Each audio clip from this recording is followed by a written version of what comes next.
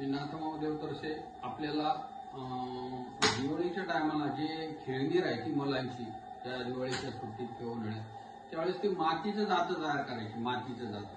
तर ते तुम्हाला आम्ही मातीचं जातं कसं असतं ते तुम्हाला तयार करून दाखवतो.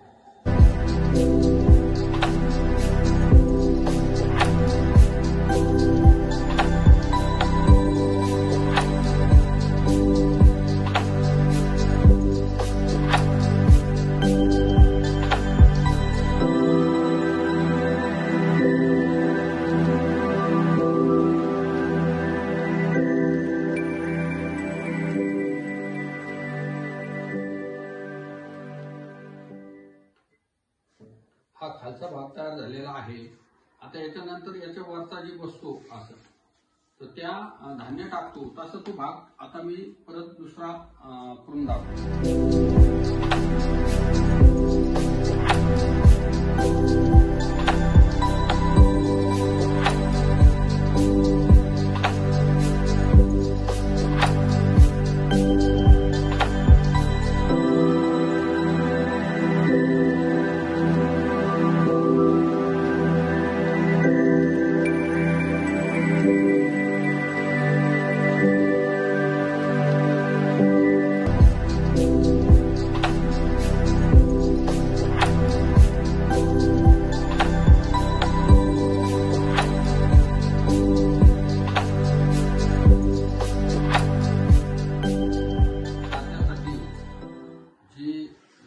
दांडी किंवा त्याच्यावर प्रक्रिया करून आता पूर्ण जातं कसं तयार झालंय ते तुम्हाला दाखवतो.